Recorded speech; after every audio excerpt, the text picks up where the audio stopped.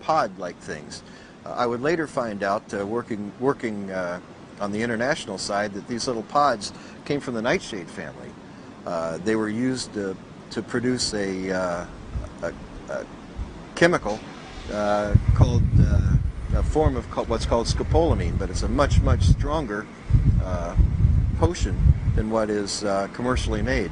This stuff's made from the orange blossoming trumpet from the nightshade family, and we use it. We nicknamed it. It's called Burudenga, the voodoo drug.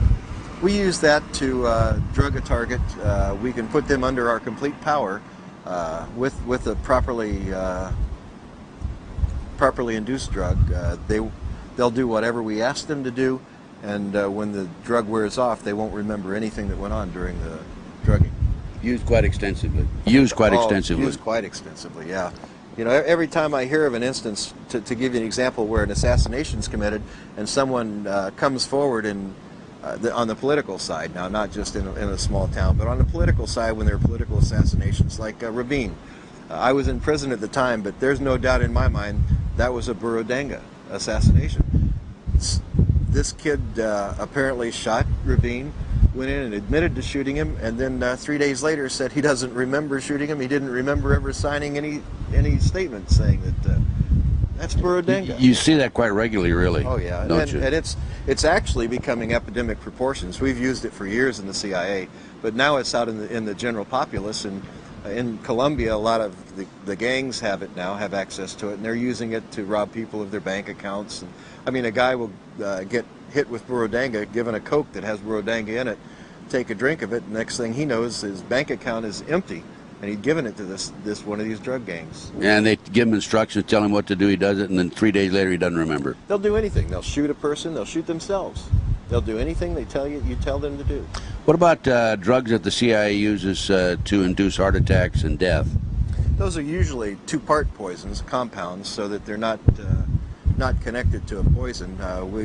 We can, to ensure that a person gets the first portion, we've gone in and, like in an embassy, in one part of the world, we would put it in a punch so that most of the people are dosed with the first part of the compound, and then you have about 3 weeks before the second part of the compound has to be given to the target, and then that's the first gets into the muscles and in the heart, and it'll show up only as a compound. Once the second comes in, it'll show up in the blood only as a compound, but it actually induces a heart attack. People actually die of a heart attack, and that's why the coroners always report these as heart attacks, because it's really a heart attack, and there's no poison that shows up. It would only be a compound in the body. Chip, is there any other particular areas you'd like to discuss before we conclude the interview? I don't think so, Ted. I think we covered it pretty well. We have said quite a bit. There was one other area I want to ask you about in conclusion then.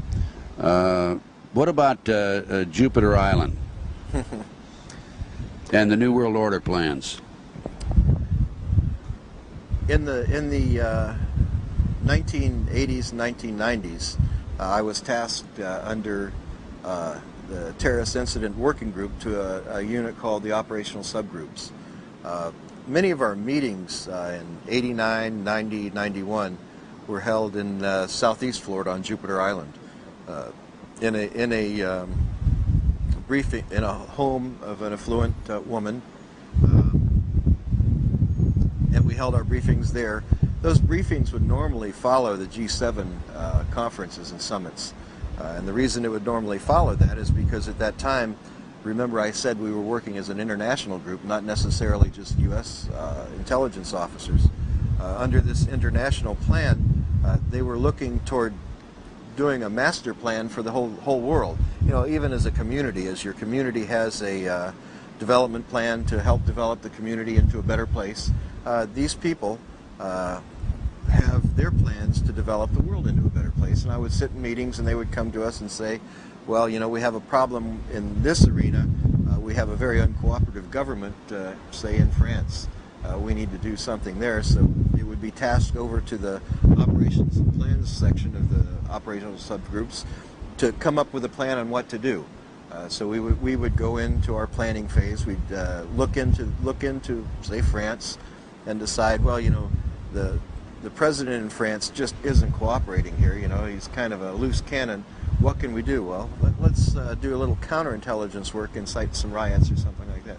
And that's what we did to help neutralize these countries and these leaders. Sometimes we go into a country and wipe out that leader's bank account and let him know, you know. But you had the power to do that. Sure we had. Well, didn't you have a situation in Central or South America where the leader of the country was not cooperating, and he thumbed his nose basically at the CIA, U.S. government, and you said, well, within 2 weeks, your brother or one of your relatives would be eliminated? Is that true? Daniel Ortega, the president of Nicaragua. We didn't have to pose that whole war down there to get him to have elections. All we needed to do was neutralize him, and we knew that all along. We went in, we told Ortega, you're going to hold free elections within, and you need to announce that. He said, well, I'm not going to do it. So our emissary came back and told us he's not going to do it. We sent him back down. Once it was given to the subgroups, we sent him down and told him to tell Raphael, or tell him that Raphael's going to die in 2 weeks. Raphael was who? His second cousin. Okay. Good friend of his, one of his best friends. And so he put thousands, he put him in a compound, was protected by a large contingency of troops. But on the day that we told him he would die, he died. You want to say how he died? Rocket fire.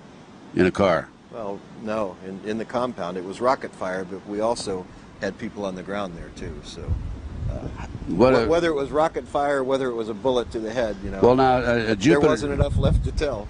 Unfortunately. Now Jupiter Island. Who were? Let me qualify. Okay. Within 2 weeks, Ortega announced that there would be free elections in that country because he was next. Right, and you told him that. We told him. How about going back to Jupiter Island? Who attended these meetings in Jupiter Island? Had quite a few big names in those, and I'll talk about a couple of those, but I won't go beyond that because I like talking. I like breathing. I like eating. No matter how good my insurance is, I know that there are some people you never talk about. Right. So I won't. George Bush was one who would normally attend those meetings, if not personally, at least through teleconferencing. An additional member that was always there was the man who still commanded me in these operations and who actually recruited me into black operations. His name was Bill Colby. Who's now dead. Who's now dead. Mysterious death. When I walked away, I was told you don't just walk away, and I believe he walked away too, and that's why. Right, mysterious death. Another person who was there who oversaw all of our finances now runs the Judicial Oversight Committee in William the United Hyde? States Congress. Henry Hyde. I mean Henry Hyde. Uncle Henry. Henry Hyde, U.S. Congressman from Illinois. That's the man. So you think you're going to get judicial parity? I don't think so. You know, that reminds me, Chip. I have some other names I could run by you, but I won't put you on the spot, okay? I appreciate that, Ted. Let's see. He's a man. I'm not going to call him. I met him in the White House myself on one occasion. Not General Haig, but somebody else. Let's see. That was 1973 for me. I had another thought that I wanted to bring up, and I'll remember it down the road. Well, here. you had asked me earlier what I'm doing these days, and let me tell you what I'm doing. You know, being a spook by trade, you can't just walk away. You can't just give it up. And you asked me what I'm doing on your radio show. What are your plans? And right now, I'm working as the two-county coordinator for the American Red Cross. And the reason I'm working as a two-county coordinator in Florida for the American Red Cross is it gives me the opportunity to interface directly with probably one of the darkest organizations the United States has ever seen, and that's FEMA. Oh, we know about FEMA. So I've been able to effectively infiltrate FEMA. I'm the person who deals directly with them in all issues and sit in meetings with them, and little did they know that they had a spook in their midst. They know it now. Yeah, they know it now. I told them last week in my last meeting with them. Well, then you have some pretty good information, I think, don't you? I waited till I got what I needed, and then I put it on the website. I did a big article on the website, exposed what they have going, how they effectively hope to take over. You know, the big thing with FEMA is if the United States ever goes in to martial law, which can be put in place any time now because of Clinton's recent filings, under the national security executive Act. orders. Right. Since he's declared a national state of emergency already, all he has to do is have a nuclear, biological, or chemical threat active, and he can declare martial law. That's going to be pretty easy if he pushes Saddam into blowing up a biological, or if he shows the United States that there are people here, factions here, trying to do that, like they just tried to do with Harris. He can then effectively declare martial law. If he does that, though, the people who really take over the country and run things is FEMA. So you have to make sure, and I don't know that James E. Witt, the current head of FEMA, is one who goes along with this plan. He just, in sitting in our briefings and everything, he's just not one that's going to do it. So. Well, didn't they replace him, or aren't they replacing him? So quietly, last fall, they opened some offices in Washington at FEMA headquarters and brought their Region 6 administrator, a man named Raymond Buddy Young. Oh, we mentioned him earlier, right? Bill Security Clinton's officer. Security chief. That's right. Is taking over FEMA. Well, we'll see what happens in the future. Of course, we know FEMA is Federal Emergency Management Agency, and they have they take precedent over all law enforcement, federal and local, And in the event of and military in the event of a national emergency. That's correct. What a very clever plan devised by. That was originally set up by Bush, wasn't it? Yeah, it actually came from years ago. And if folks would ever want to go to the website and read that article, it's available there. It's called FEMA, the Dark Underbelly. What's your website? It's if they'll go to www.2.net and then just click on the Black Ops at the bottom of the page, they'll go right to the website. What about prison camps? You had information about prison camps.